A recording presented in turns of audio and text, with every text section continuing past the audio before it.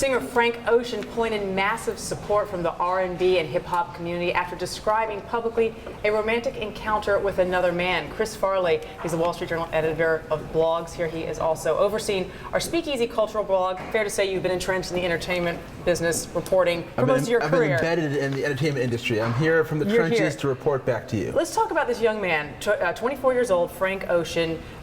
He describes he describes very publicly an romantic encounter with another man. How did this come out? Well, on his Tumblr, he wrote very movingly of this romance he had with a man when he was 19, a man he was very much into, and was not necessarily that into him, and just the way he felt about it, how it affected his life. And he just put it out there for the public to see. Now, it seems like a small step for some, right, but a very large step for others. This is a guy who is part of the hip-hop community. He's a member of the collective Odd Future.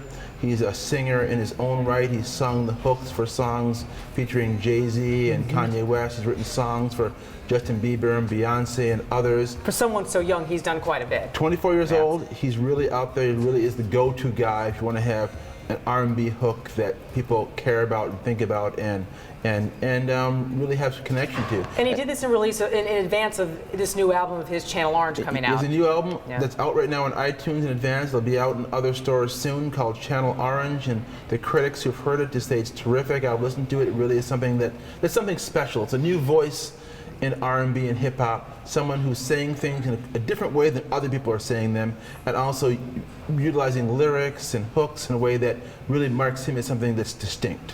And two songs on that album, apparently, at least two songs, talk about a romance with a man. We assume possibly the same man he describes in this blog. So this is sort of why the timing of this was now. We're going to get into why you and I are even bothering to have this discussion in just a second in terms of what this means in the R&B and hip-hop community. But you mentioned how eloquently he wrote about it. And I printed out his blog post here. He said, "We spent that summer and the summer after together, every day almost, and on the days we were together, time would glide. Most of the day I'd see him in his smile, I'd hear his conversation in his silence until it was time to sleep. Sleep I would often share with him. And by the time I realized I was in love, it was malignant.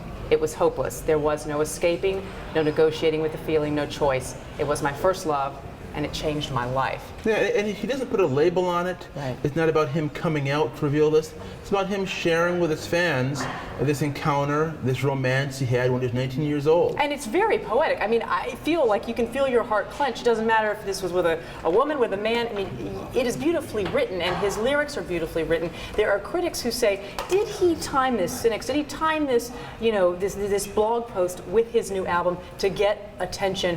What's your take?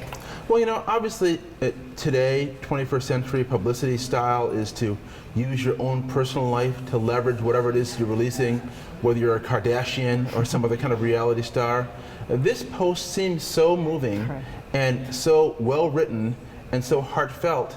It's hard to believe he put it out there just to try to move more units. The milieu he comes from, being part of Odd Future, these are guys that are not that concerned with moving units. They're concerned with really kind of moving the boundaries of hip-hop and of R&B, and not necessarily with selling a lot of records. If he wanted to sell a lot of records, he'd be singing about other kinds of things. Why such a big deal, though, for him to be a member of the hip-hop R&B community and do this?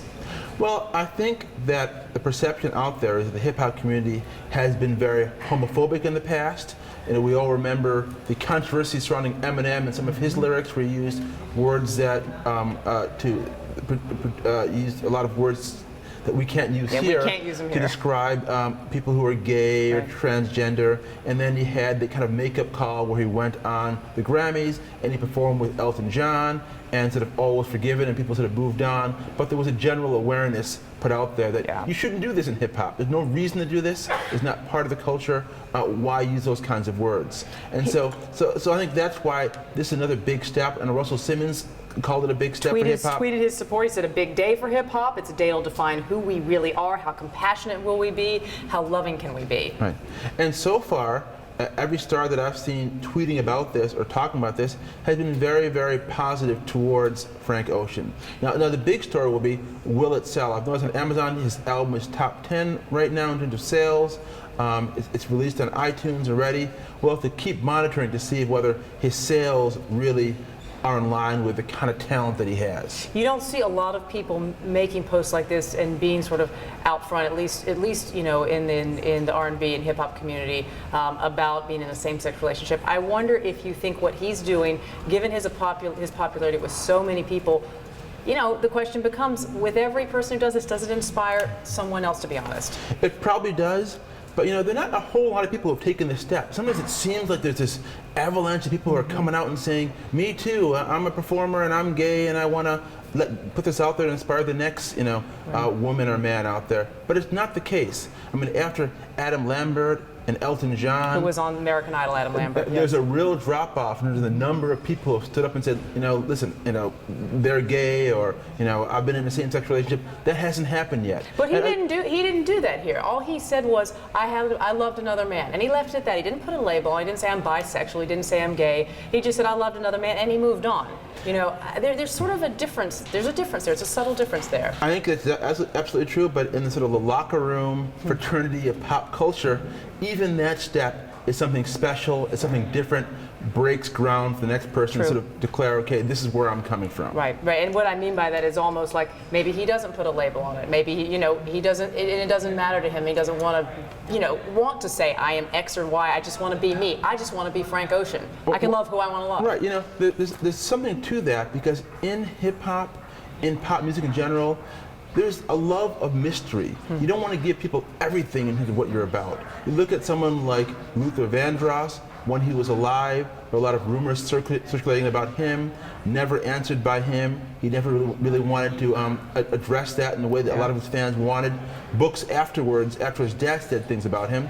But he went on being the kind of love soul man that his fans wanted, and he didn't put out exactly what was going on in his bedroom out there for public consumption. One thing's for sure, he's a beautiful writer. You know, if he were with a woman, he might write the same thing. We wouldn't even be having this discussion, but he did. We'll see how his album sales do. It's a great album. Channel Orange critics they've been loving it, and we'll see how it sells. I look forward to listening to it myself. Thanks so much, Chris Farley. Thank you.